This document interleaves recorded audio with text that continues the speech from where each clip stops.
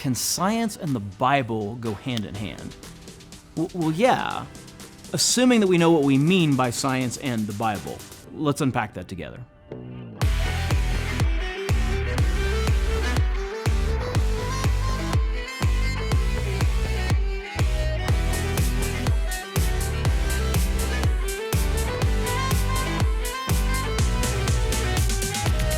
Hi, I'm Craig Smith. I have the privilege of serving as the lead pastor at Mission Hills Church in South Denver, and I love answering difficult questions with Bible-driven truth. Today we're going to answer the question of, can the Bible and science go hand in hand? Can they coexist?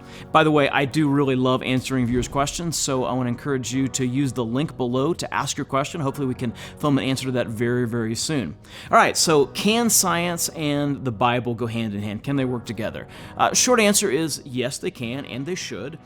But it depends a little bit on what you mean by science and the Bible. And you may think you know exactly what you mean by that, but the reality is there's a lot of different ways to answer those two questions, and we need to make sure that we're answering them in a reasonable way before we can really get to the question of whether or not the Bible and science can go hand in hand. Here's what we probably need to understand from a theological perspective in theology circles. We talk about the idea that revelation, which is really just the revealing of information, revelation, comes to us in two major kind of categories. Theologians talk about two major categories of revelation. There's what we call general revelation, and then there's what we call particular revelation. General revelation is information that God gives us that is available to all people at all times and all places, okay? Particular revelation is information that God gives us that's available to particular people at particular times in particular places. So general revelation is available to all people at all times and all places.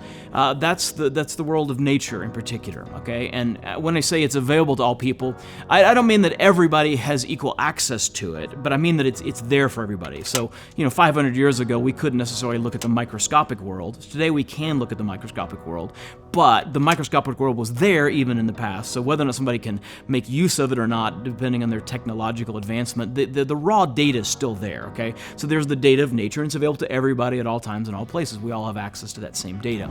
Particular revelation, on the other hand, is information that God gives to specific people at specific times and places, and it's often recorded, and then other people have access to it, but not everybody does. So if, for instance, the Bible is an example of particular revelation, some people lived before the Bible was written. Or some people lived before particular books of the Bible were written, so not everybody had access to it, okay?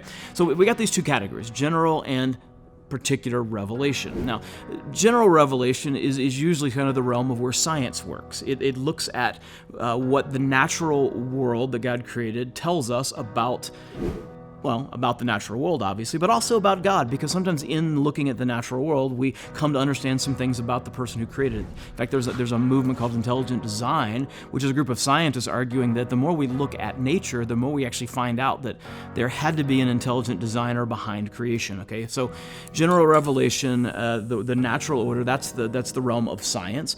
And then particular revelation, as I said before, the Bible is an example of particular revelation, okay? So the question is, can general revelation and particular revelation, can they go hand in hand? Can what we learn about the world from science go hand in hand with what we learn about God through the Bible? And the answer is yes, although as I said, it depends a little bit on how you define both of those terms, okay? So here's the thing.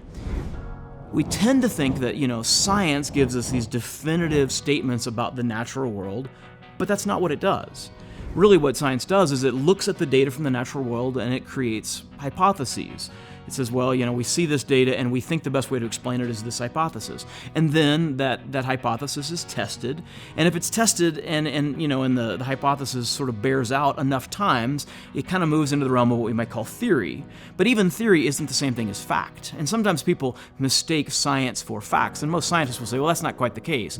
We're developing hypotheses, we're developing theories on the basis of that. And so we think this is how the world works, this is how we think the world got here, this is how we think it got to look the way that it does on the basis of our observations and our hypotheses and our theories. But theories change all the time as new data becomes available, as we make new observations that don't quite fit it. And so it's really important that we don't go, well, science is fact, and then, the Bible is faith, which is a common thing people do, and that's a mistake.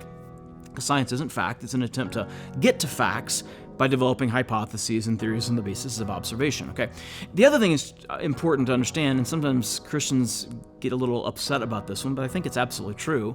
I think this is an objective observation. The Bible actually has to be interpreted too. Now, I think we can get to a right interpretation of the Bible. I think with the right effort, we can come to understand what an author originally intended, and so we can come to a pretty objective understanding of what the Bible says, but there are times that we make mistakes, right? I mean, so for instance, for a long time, people thought the earth was flat. I know people think the earth is still flat today, but that's a whole different issue, okay? For a long time, everybody assumed the earth was flat. That wasn't really a religious assertion. It was a scientific assertion because that's the way it looked to everybody. Nobody had ever observed the curvature of the earth, so that everybody kind of thought that. And then they read in the Bible, they saw things like, well, the sun rises. And they go, oh, well, so the Bible teaches then that the earth is the center of everything. It's flat like we observe, and therefore, the sun is the one that's moving.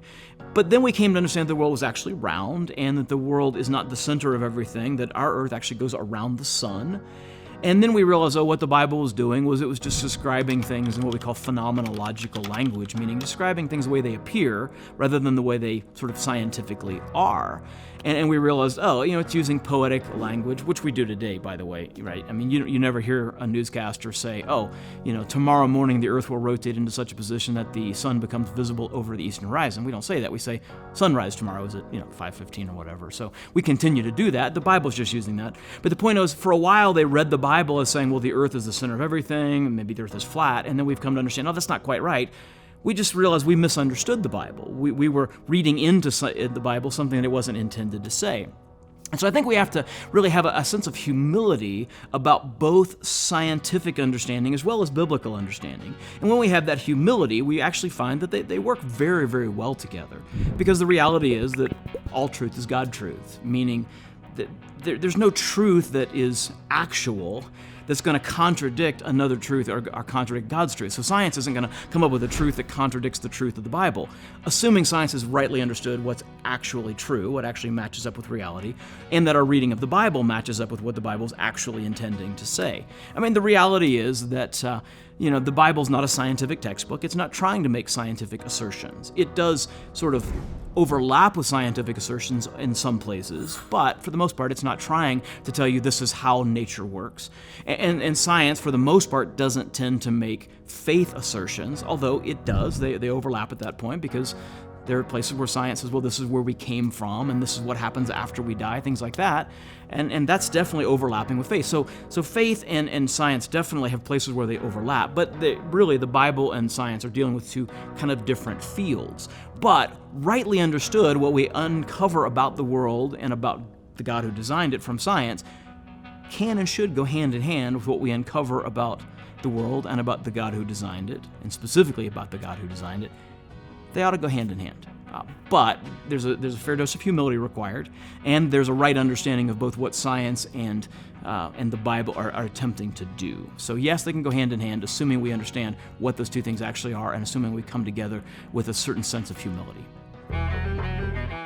So here's one I get a lot, actually. Well, like science says, the universe started with a big bang, and the Bible says that God, created everything. In the beginning, God created everything. Okay, so do those go hand in hand? Well, yeah.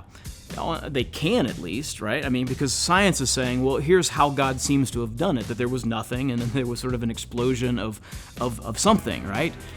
The Bible leans a little farther into that and says, well, here's kind of a few things that God did first. Interestingly enough, it does say that the first thing he created was light, and science is now saying almost exactly the same thing, that the first thing to be created was light or electromagnetic radiation. I mean, is it a coincidence that the Bible says that was the first thing and science is now saying that was the first thing?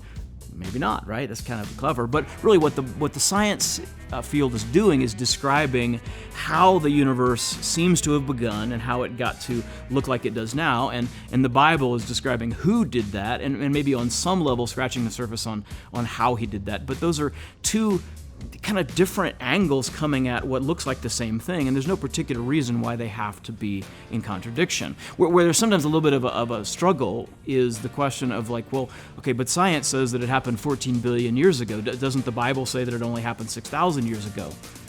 well, maybe that's one possible interpretation, although an awful lot of conservative scholars think that the Bible says that the creation happened longer ago than 6,000 years ago, just based on even the biblical evidence. So again, we have to have this humility where we're going, okay, well, what does science actually know versus what they're hypothesizing or theorizing?